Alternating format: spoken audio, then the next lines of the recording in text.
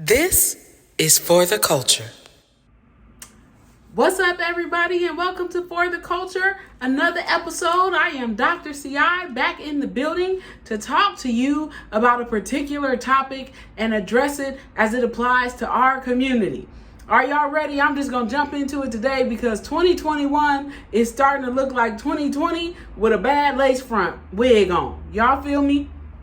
Let's start with what recently happened in the Capitol, at the Capitol building in Washington, D.C. with Trump supporters, aka white supremacists, who were storming the Capitol building in protest, but they were rioting. Let's be clear that it was a form of domestic terrorism, okay?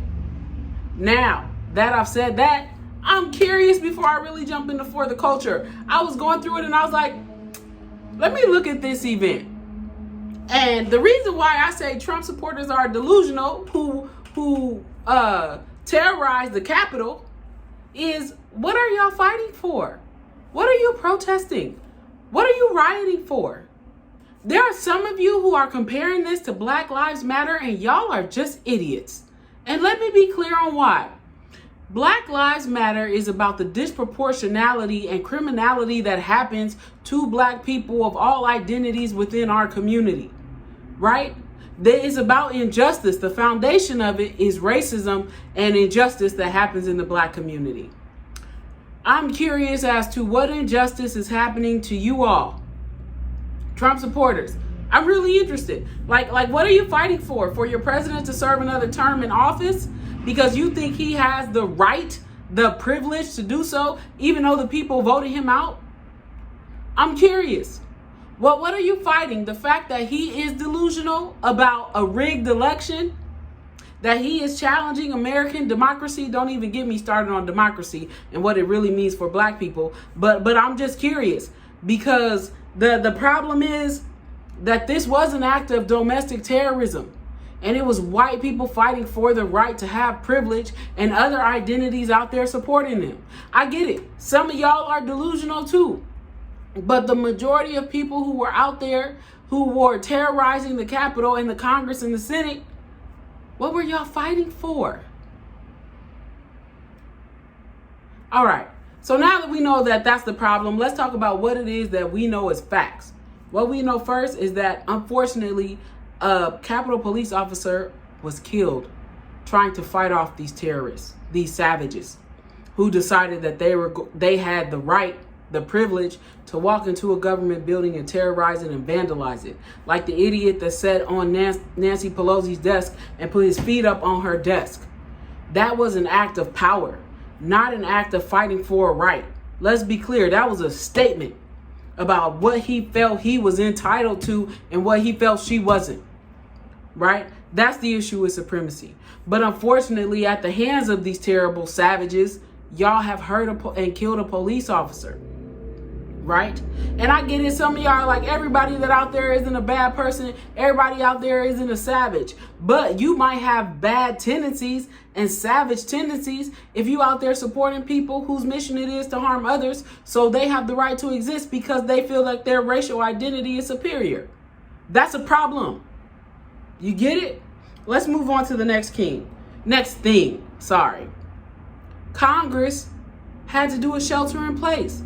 These people were afraid and hiding for their lives because these white terrorists were let into the Capitol.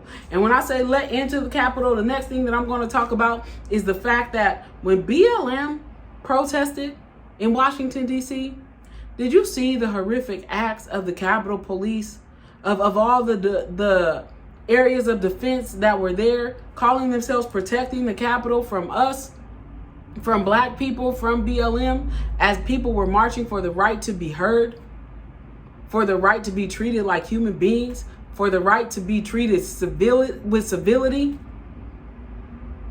You get that? I'm pausing and blinking at you so that you can get it, right? So I just don't, I understand why it happened. Many of us understand why it happens because we live in two different Americas. If you look at this picture, it's a representation of how they were defending the Capitol during BLM versus how the Capitol was going undefended when Trump supporters, white supremacists, storm the Capitol. Okay? We also know that a protester or a terrorist, a rioter, was shot and killed. I don't wish death upon anybody, but I am using the language that is always used to describe underrepresented and marginalized people who are fighting for their rights. You see us as terrorists, right? It's amazing when that dialect gets flipped back on you, how you are in an uproar about it. Now maybe you start to understand what it's like to be labeled when you are misunderstood. Am I saying that y'all are misunderstood? No, that's just my point of the fact that BLM protesters are often misunderstood and profiled and met with violence and harshness for fighting for basic human rights. But that's not what y'all was doing. Let's be clear. Y'all was storming that because y'all wanted to make a statement about the fact that white privilege still exists and it's not going away anytime soon. And the fact that you had a president in office who was supporting this but told you to go home because he didn't want you to hurt police officers. He didn't say anything about the Senate or Congress.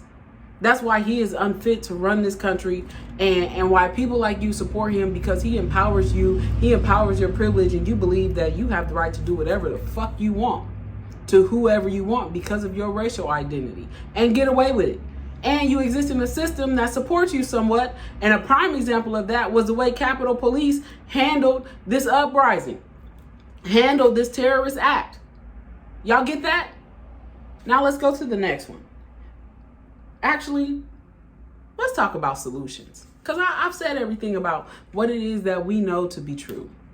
I want to first give a shout out to Joe Biden and Kamala Harris for entering the office. Congratulations on your win in a non-rigged election where you were voted for by the people who you represent. Now, the solutions.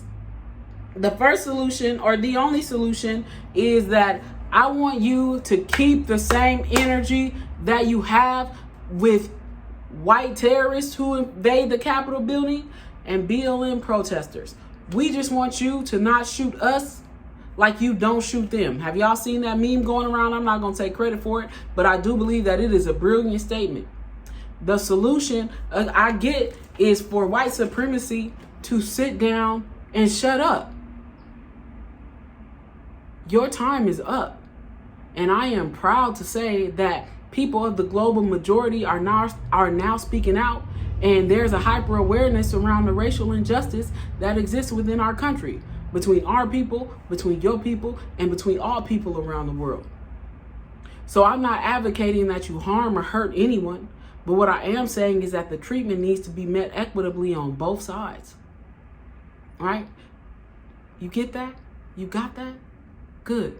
This is Dr. CI, and this is For the Culture. Y'all be easy. I'll see y'all on the next episode.